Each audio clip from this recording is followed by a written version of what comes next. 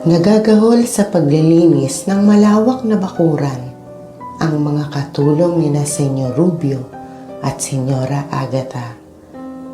Sa makalawa ay festa na sa kanilang lugar. Isa pa'y darating ang nag-iisa nilang anak na si Anthony, nakagagraduate lang ng medicine. Hindi magkamayaw sa pagmamando ang nakapamewang na ginang na lalong ikinatataranta ng mga naroroon. Gaya na lamang ng isang dalagitang nakabunggo sa malaking paso ng mga imported na rosas. Tonta! Hindi mo ba alam kung magkano ang halaga ng halamang yan? Patawad po, Senyora. Estupida! Umalis ka sa harapan ko! Ngayon din! Halos mabali ang katawan ng ina ng dalagita sa pagkakayuko habang humihingi ng tawad. Umiiyak pa itong nagpasalamat dahil hindi natanggal sa trabaho. Awang-awa si Insyang sa nakikitang itsura ng mag-inang gaya nilang trabahador. Nagulat pa siya ng kalabiti ng inang si Aling Huling. Sko, huwag kang tumunganga riyan. Baka mamaya ikaw naman ang harapin ni Senyora.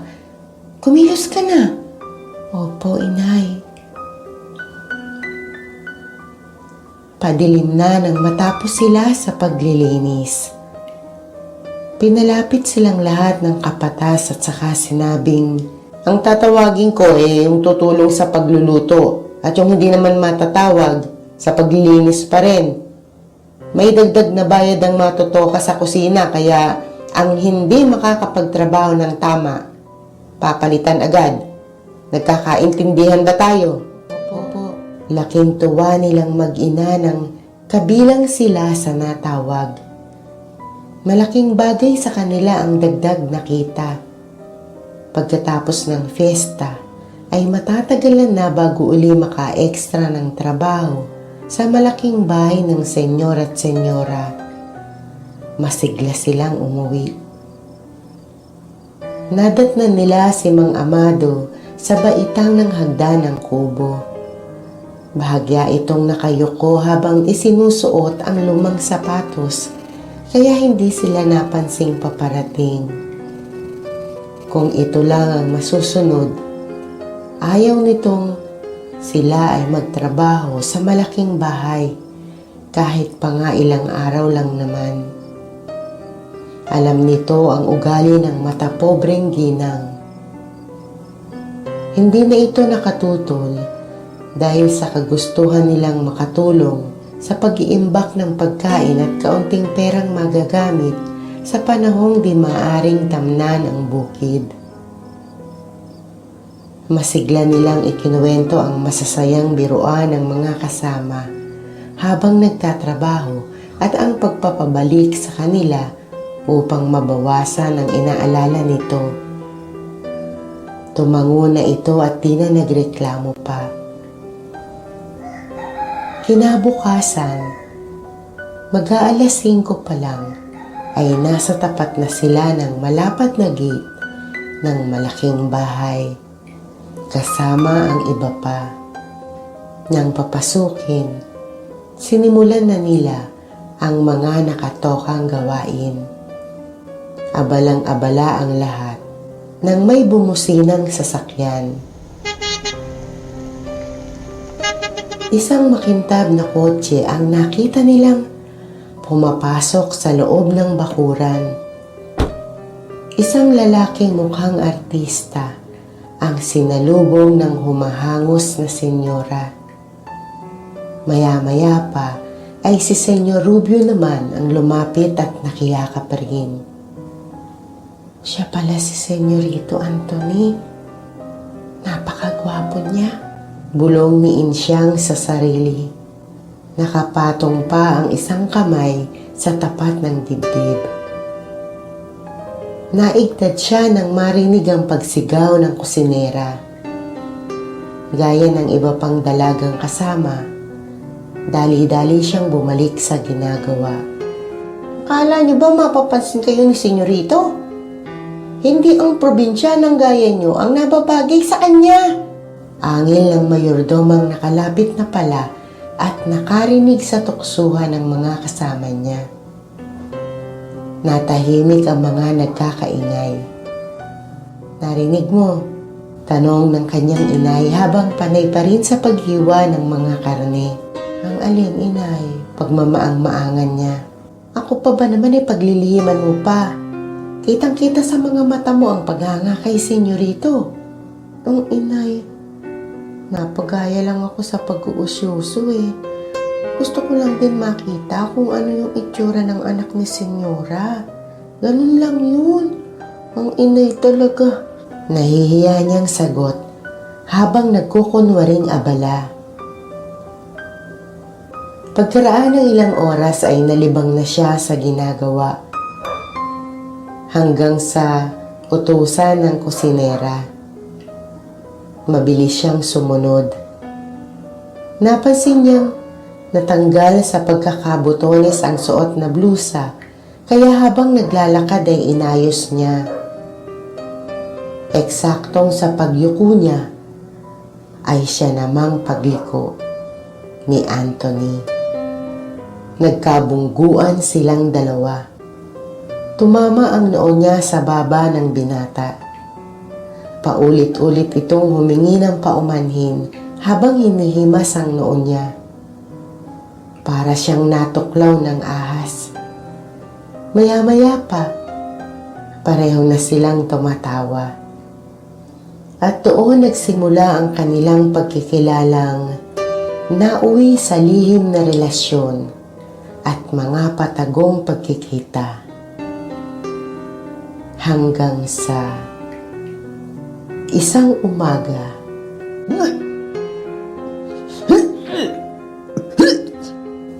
tagaktak ang kanyang pawis, luha at sipon. Diyos ko, hindi kaya. Nasambit niya nang maalalang hindi pa pala dinaratnan ng buwanang dalaw. Nang muli siyang makipagkita kay Anthony, ay sinabi agad niya ang kalagayan. Talaga? Buntis ka? Pakakasalan mo ba ako? Oo, syempre naman. Magsasabi ako sa mama. Kaya lang, hindi natin siya pwedeng biglain.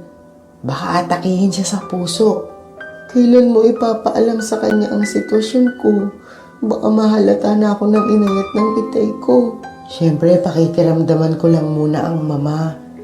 Kapag nakahanap ako ng magandang tiyempo, sasabihin ko agad sa kanya ang plano natin. Paano kung hindi siya bumayag? Huwag kang mag-isip ng ganyan. Pakakasalan pa rin kita kahit di siya pumayag. Naglahong parang bula ang takot niya nang marinig ang sinabi nito. Kaya lang, simpleng kasal lang ang maibibigay ko sa'yo. Katatapos ko lang sa pag-aaral at wala pa akong trabaho kaya mabilis siyang umiling. Halos walang tinig na lumabas sa bibig dahil sa labis na galak. Niyakap niya ito ng mahigpit. Puno ng pagmamahal, puno ng pasasalamat at pagtitiwala. Kahit sila lang, kahit walang handa, ang mahalagay, pakakasalan siya nito. Dahil sa nararamdaman ay hindi na niya napansin ang paglunok ni Anthony. Mariin itong ipinikit ang mga mata habang iniisip kung paano lulutasin ang problemang nasuungan. Ang tungkol sa pagbubuntis ni Insyang ay tila apoy na kumalat sa kanilang lugar.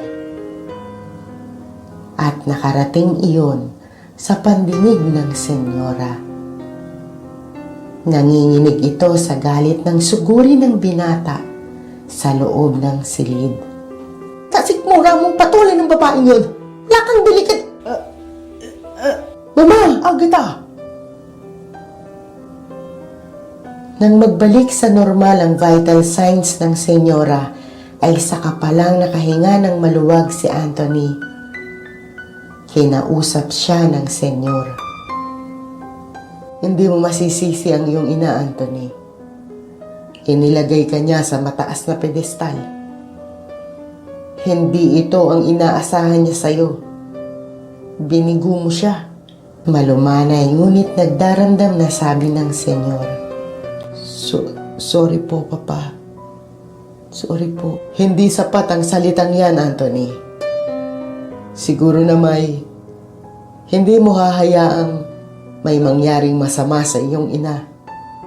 Ikaw na ang magpasya. Isang malalim na buntong hininga ang kumawala sa namimigat niyang dibdib.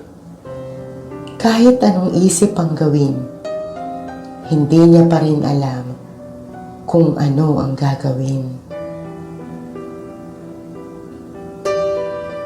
Sa utos ng inang senyora, muli siyang nakipagkita kay Insyang, hindi upang pag-usapan ang tungkol sa kasal, kundi upang makipaghiwalay. Ngunit napipi siya nang ipakita nito ang isang lumang trahe de boda. Itinapat pa sa harap ng katawan at saka kumilos na animo may kasayaw. Maganda pa rin, di ba? Ito ang isinuot ni Inay nang magpakasal sila ni Itay. Iningatan to ni Inay kaya kahit luma na mukha pa rin bago. Maganda ba, Anthony? Ha? Anthony? Bakit? May problema ba? Hindi ba sila pumayag? Ha? May sakit kasi ang mama, kaya sabi ni Father, ikakasal niya tayo kahit tayong dalawa lang. Kahit walang salo-salo. Kaya wala kang dapat alalahanin. Insyang, wala kang dapat alalahanin sa mga inay at itay. Mababait ang mga magulang ko, Anthony. Natitiyak kung mauunawaan nila tayo. Sa linggo. Talaga? Anthony? Oo, mapayag ako. Sa linggo? Oo, tama. Sa linggo na tayo pakasal. Nawalan siya ng kibo. Ewan pero biglang-biglay nakaramdam siya ng matinding takot.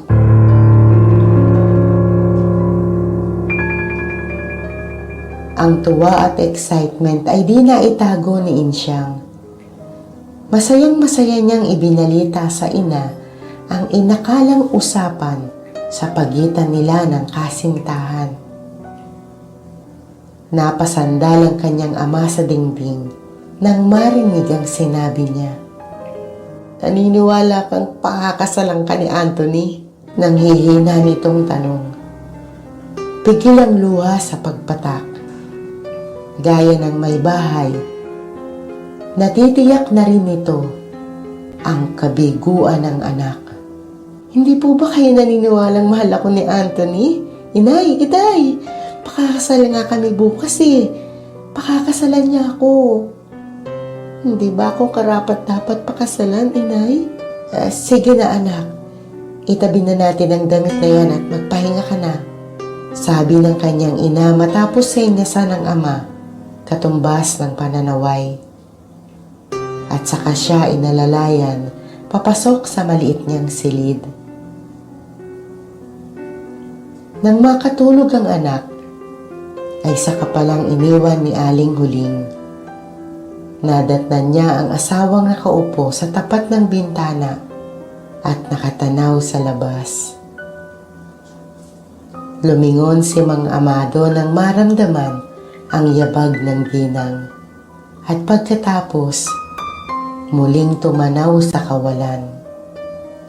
Tulog na siya. Matamlay na sabi ni Aling Huling. Tumayo sa likuran ng asawa at ipinatong ang dalawang kamay sa mga balikat nito. Gusto kong pumatay ng tao, Huling. Gusto kong sumugod sa malaking bahay. Gusto kong tiyaking pakakasalan nga ng lalaking yun ang ating anak. Huminahon ka, Amado. Narinig mo naman ang sinabi ng ating anak, hindi ba? Lihim lang ang kasal. Alam ni Anthony na tututo lang kanyang mga magulang, kaya wala silang pinagsabihan kundi si Padre. Hindi ka ba naniniwala sa anak mo? Malalaki na sila, hindi na sila mga bata. Igalang natin ang kanilang pasya. Ang ikinatatakot ko ngayon kung ano ang gagawin ni Senyora Agatha kapag nakarating sa kanya ang balita. Natitiyak kong hindi niya matatanggap si Insyang bilang manugang. Bigyan lang ni Anthony ng pangalan ng ating magiging apoy, sapat na. Kung sa huli iiwanan niya ang ating anak, tayo na ang bahalang magtaguyod sa kanilang mag-ina. Narito pa tayo. Hindi natin sila pababayaan. Hinagod ni Aling Huling ang likod ng asawa bilang pasasalamat. Linggo. Madilim pa ay pumanaog na si Insyang at tinungo ang kapilya. Iniwan sa paring pinakiusapan ang damit pangkasal. Palukso-lukso pa nang umalis. Nakatanaw sa kanya ang paring di na nagawang magtanong kung bakit hindi pa rin nakikipag-usap si Anthony tungkol sa kasalang gaganapin. Samantala, sa bakura ng malaking bahay. Nasa kotse na ba ang lahat ng gamit ng senyorito nyo? Baka may nakalimutan pa kayo. Mataray na tanong ni Senyora Agatha sa mayordoma at sa kapatas ng mga manggagawa. Kompleto na po lahat, Senyora. Mabuti kung ganon. Kailangan na niyang umalis pabalik sa Maynila para di tanghaliin sa daan. Sa simbahan.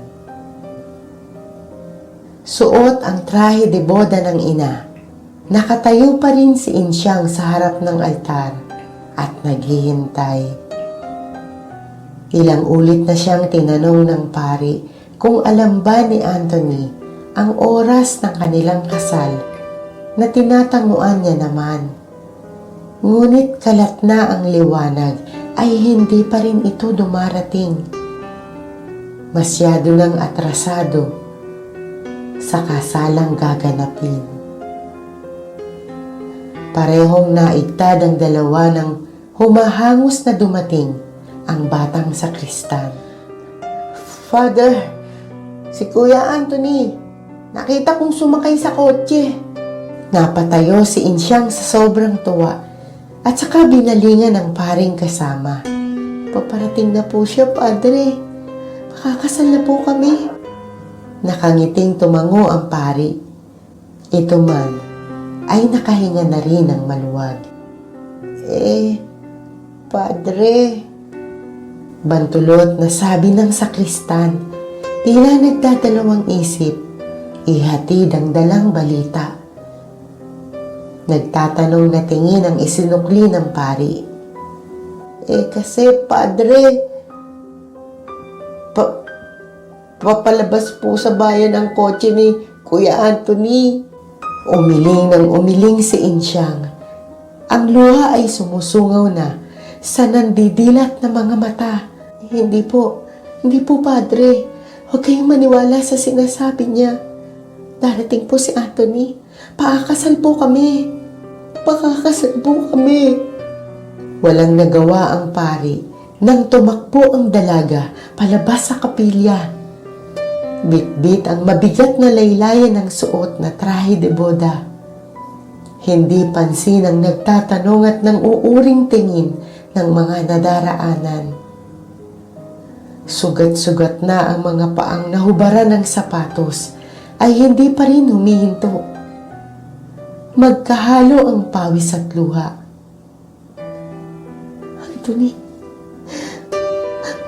Anthony!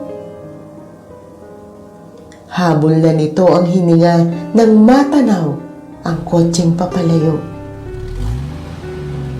Anthony! Anthony! Huwag mo akong iwan! Balik ka!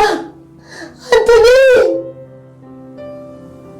Sa pagtakbo ay natapakan niya ang laylayan ng suot na damit. Sumubsob siya sa baku-bakong daan. Hindi pa rin siya nawala ng loob. Muli siyang tumayo at muling tumakbo. Napangiti siya nang bahagyang bumagal ang andar ng kotse. Narinig na siya ni Anthony. Hindi na ito aalis. Hindi na siya iiwan. Nakangiti siyang naglakad palapit sa kotse sa kabila ng pangangapos ng hininga dahil sa pagod. Ngunit, iilang hakbang pa lamang ang nagagawa niya. Muli iyong umandar. Humarurot pa palayo na tila nais mapabilis ang pagtakas. Muli niyang isinigaw ang pangalan nito. Paulit-ulit hanggang sa mamaos ang kanyang tinig. Muli siyang tumakbo. Binaliwala ang makapal na alikabok. Mula sa sasakyang, tuluyan nang nakalayo. Paluhod siyang bumagsak sa gitna ng kalsada hanggang sa malakas na sigaw ng mga kapitbahay ang huli niyang narinig bago tuluyang nilamon ng dilim.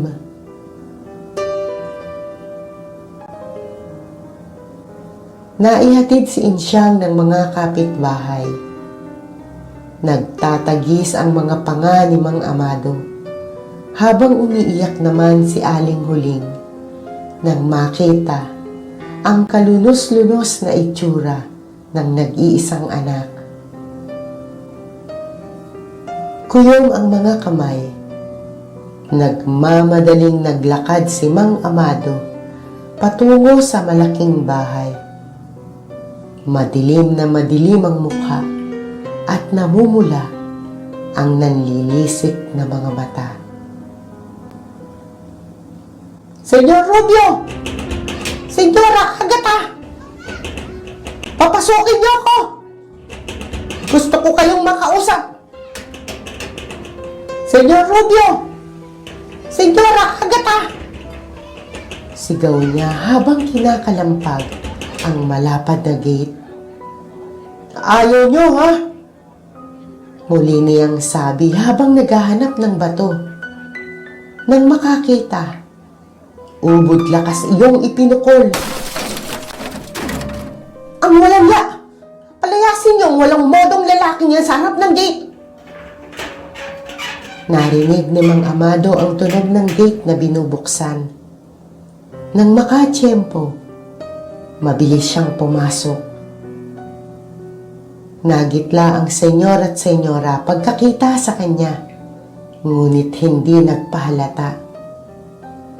Magandang araw, Senyora Agata. Senyor Rubio. Pagbibigay galang ni Mang Amado, bagamat may diin at galit sa tinig. Diretsong nakatitig sa mag-asawang nakatayo di kalayuan sa kanya. Walang maganda sa umaga, Amado. Huwag mo aksayahin ang panahon naming mag-asawa. Florin! Tano! Hindi ba't ipinag-utos kong palayasin ang impertinente at hampas lupang ito? Baling ni Senyora sa mga katulong matapos siyang pukulin ng matalim at ng uuyam na tingin. Masyado namang matalim ang iyong salita, Senyora. Ang anak mo ang sadya ko. Hinihiling kong makipag-usap siya ng maayos sa aking anak. At para ano? Para pakasalan ng malandi mong anak? Hoy, Amado! Nung kang pakasal si Anthony sa isang babaeng tulad lamang ni Insyang, hindi na kayo nahiya sa balat nyo. Palay na ang lumalapit sa manok, natural tutukain. Ginusto ng anak mong nangyari, hindi siya pinuwersa. Dapat nga ay magpasalamat ka pa dahil pinatulan niya ang anak mong harot. At saka paano kami nakasisigurong Ang anak ko nga ang ama ng ipinagbubuntis ng anak mo. Hindi na niya natagalan pa ang insultong narinig. Lalo na ang ngising asong pinawalan nito. Sinugod niya ang senyora. Mabilis siyang sinalubong ng senyor. Nagsukatan ng lakas ang dalawang Ginoo. Ama, laban sa ama. Nagsisigaw ang senyora. Tinatawag ang mga tauhang hindi nakuhang kumilos. Nang makitang nakukubabawa na ang asawang senyor, nagmamadali itong pumasok sa loob ng bahay at nang muling lumabas, may dala ng baril.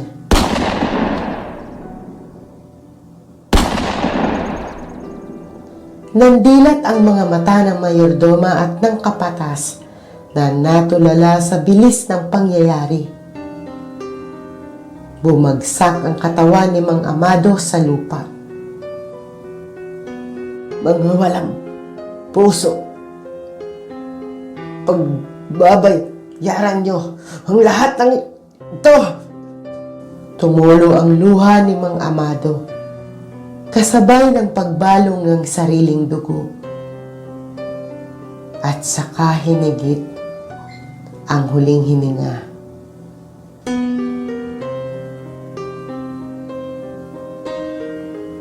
Sa kubo, nabitiwan ni Aling Huling ang basong hawak. Bumagsak sa sahig at nabasag. Ang asawang nawala sa paningin ang agad niyang naisip. Sandali siyang natigilan at pinag-aaralan kung ano ang dapat gawin. Hahanapin ba niya ang asawa? Nakatayo na siya sa tapat ng hagdanan nang marinig ang malakas na sigaw ng anak. Iisang pangalan ang tinatawag. Anthony. Anthony. Nagulat pa siya nang humahangos itong lumabas sa sariling silid at nagpipilit bumaba. Inay, hinihintay ako ni Anthony. Magtatampo siya kapag hindi ako nakarating. Ngayon ang araw ng kasal namin. Hindi siya umalis, di ba, Nay? Hindi niya ako iniwan. Magpapakasal kami, di ba, Nay? Pero bakit gano'n? Bakit mag-isa siyang sumakay sa kotse? Nay, bakit nagawa niya sa akin to? May nagawa ba akong kasalanan sa kanya? Tulungan mo ko, Nay. Hanapin natin si Anthony. Hanapin natin siya. Tila pinipiga ang puso niya sa nasasaksihang kapighatian ng anak. Sinikap niya itong aluin. Matyagang pinaliliwanagan. Inaayunan. Kinakampihan. Natigilan siya nang bigla itong huminto sa pag-iyak. Nakatingin na lang sa kawalan. Tila hindi na siya naririnig. Bumubulong. Umiiling. Pagkatapos, tumatango. Diyos ko. Ang anak ko. Ang anak ko.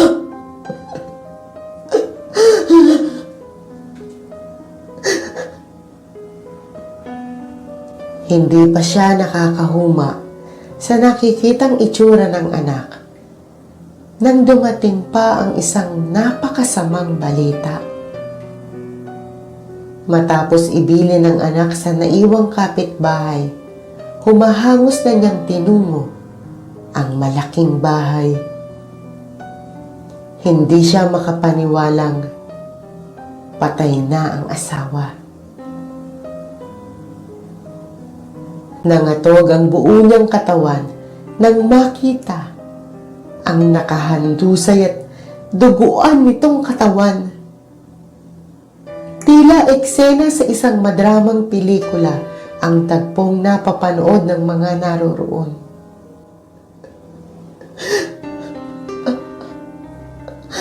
Amado, anong nangyari sa'yo? Bakit? Bakit? Tanong niya sa asawang yakap-yakap. Mabuti at dumating ka na. Iniangat niya ang mukha. Nagbabagang tingin ang ibinukol sa senyorang nakapamewang at nakaarko pa ang kilay. Walang bakas ng pagsisisi sa mukha nito. Katabi ang senyor na bahagyang natitigilan. Hindi pa ba sapat ang ginawa ng anak niyo sa anak namin? Bakit pati ang asawa ko ginawa niyong parang hayop? Leche! At sino ka upang usigin kami ng ganyan? Pumasok dito ang asawa mong walang modo. Galit na galit at pinagtangkaan kaming gawa ng masama. Pinagtangkaan niya akong patayin. Tamputin mo ang katawan ng iyong asawa at lumayas kayo ngayon din. Lumayas kayo! Ipalilinis ko pa ang duming ikinalat niyo sa bakurang ko. Mapaklang ngiti ang gumuhit sa kanyang bibig. Hindi inaalis ang nag-aapoy na tingin sa babaeng basura ang turing sa kanila. Hindi natutulog ang Diyos, Senyora Agatha. Senyor Rubio, maaari ngayon, kayo ang nakatindig at lihim na humahalakha. Subalit isang araw, magbabago ang lahat. Hahalik kayo sa lupang pinandidirihan niyong tapakan. Mararamdaman niyo ang sakit na walang kapantay. Magkikiskisa ng inyong mga ngipin sa hirap na daranasin. Dugo ang aagos mula sa inyong mga mata. Pinagbabantaan mo ba ako? Baka gusto mong mabulok sa loob ng bilangguan. Nagwala sa galit si Aling Huling nang ihiwalay siya ng mga pulis sa katawan ng asawa. Sa tindi ng magkakahalong damdamin, pinanikipan siya ng dibdib at napaluhod sa lupa. Sa nanlalabong paningin, gumapang siya pabalik sa asawa. Kasabay ng paglapat ng palad sa kamay nito, hinigit niya ang huling hininga. Nay! Itay! Halos sabay-sabay naglingunan sa nakatayong dalaga ang mga taong naroroon. Halos magkakasabay ring napatingin. Sa magkabila nitong binting, dinadaluyan ng dugo. Pagkatapos titigan ng mga magulang, ay naglakad na ito palayo. Nagsimulang magbulungan ang mga taong nagluluha ang mga mata. Awang-awa sa sinapit ng mag-anak, sa kamay ng mayamang mag-asawa. Hindi nahagilap si Insyang at walang makapagsabi kung saan siya matatagpuan. Kaya sa pangunguna ng pari at pinagsama-samang tulong ng mga nagmamalasakit, ibinurol sa kapilya ang mga labi ng mag-asawa. Nang gabing iyon, dumating si Insyang sa burol ng mga magulang. Ngunit hindi lumapit at nanatili lang sa bahaging madilim. Matapos hagulin ng tingin ng dalawang kabaong, naglakad na siya palayo. Dumiretso sa kanilang kubo. Nang makapanhik, hinanap ang damit pangkasal at isinuot. Hinang sa luha, tiningala niya ang malaking kahoy na pamakuan. Maya-maya pa, Naging abala na siya sa ginagawa.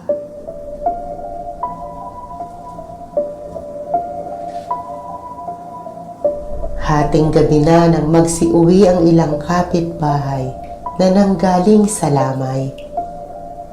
Nagkukwentuhan pa ang mga ito tungkol sa nangyari nang mapatingin sa bintana ng madaraanang kubo. Napanganga ang mga ito sa panghihilakbot nang makita ang katawang nakabiting sa loob. Si Insyang! Si Insyang! Napaantanda ang mga ito sa nakitang anyo ni Insyang. Nakapulupot sa leeg ang belo ng damit pangkasal. Dilat ang mga mata at nakalawit ang dila. Natuyo na ang dugo sa suot na damit, maging sa mukha, mga braso, lalo na sa mga hita, binti at mga paa. Napakalansa sa loob ng kubo. Naninikit sa ilong nakasusukang amoy.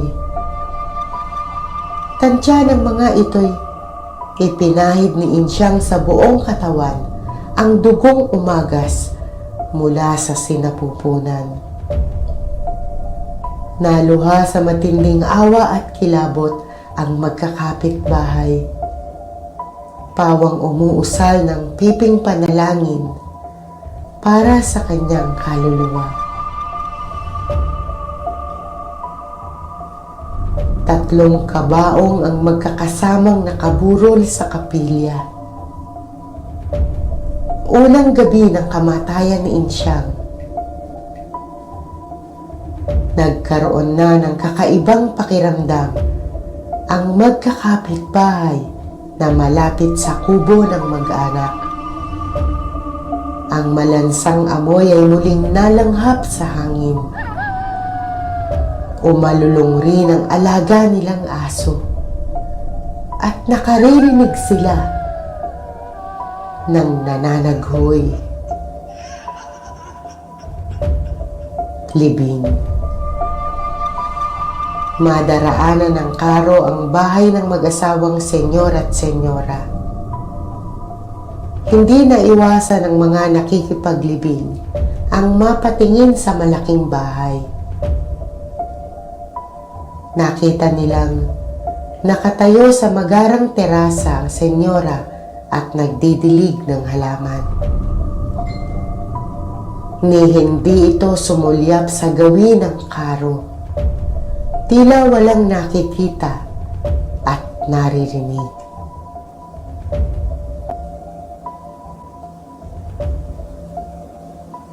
Gabi.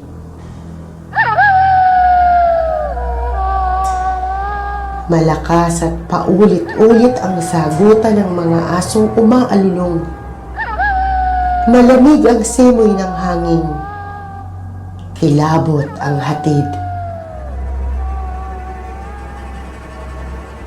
Samantala, sa malaking bahay. Agatha, hindi na maganda ang naririnig kong mga usap-usapan ng mga katulong. Tungkol sa anong bagay, Rubio? Nagpaparamdam daw ang mag-anak na Amado. May umiiyak daw sa kubo nila at umaalingasaw ang malansang amoy ng dugo. Mariosep, Amado! Huwag mong sabihin naniniwala ka sa ganyang klaseng kalokohan. Hindi mo ba naririnig ang alulong ng mga aso tuwing hating gabi? Hindi mo ba nararamdaman ang hanging nakapangingilapot sa lamig? Naririnig mo ba ang sarili mo, Rubio? Anong katangahan yan? Paano kung marinig ka ng mga katulong? Itigil mo nga yan. Hindi ka ba nakukonsensya, Agatha? Wala ka bang puso? Hindi ka ba natatakot sa karma? Hindi ka ba natatakot sa Diyos? Nagkibit-balikat lang ang senyora sa sinabi ng asawa. Tumayo ang senyor at naglakad palapit sa pinto. Oh, hindi pa ba tayo matutulog? Pahabol na tanong ng senyora. Hindi sumagot ang senyor at tuluyang lumabas. Dahil sa sama ng loob, Nagpahangin ang senyora sa terasa ng kanilang silid. Lecheng mag-anak yan. Mga patay na, perwisyo pa rin. Napakunot ang noo niya nang makita ang 4 na kandilang nakatulos sa loob ng kanyang bakuran. Sa lugar na binagsakan ang katawan ni Mang Amado at ni Aling Huling. Napamura siya sa inis. Bahagya siyang dumungaw upang tumawag ng katulong na mauutusan. Nang mapansin niya ang isang hugis tao nakatayo sa gitna ng kalsada at nakaharap sa bahay niya. Kahit madilim at hindi naman nakikita ang mukha, nakilala niya agad kung sino ito. Si Mang Amado. Bumilis ang tibok ng kanyang puso. Pakiramdam niya'y nahihirinan siya. Nahihirapan siyang huminga. Ibinuka niya ang bibig, sumisigaw ng tulong. Ngunit walang lumalabas na boses sa kanyang lalamunan. Samantala, sa katapat na bahay ng mayamang mag-asawa,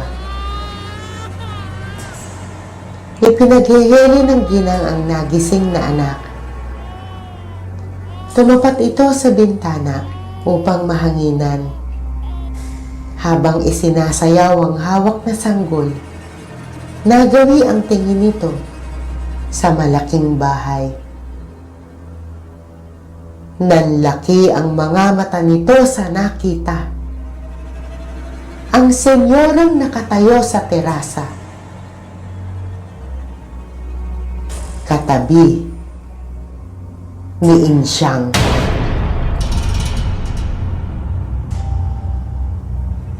Maraming salamat po sa pakikinig. Abangan niyo po ang second part ng ating Belong Itim. Maraming salamat po. Ingat po tayong lahat. God bless. Paalam!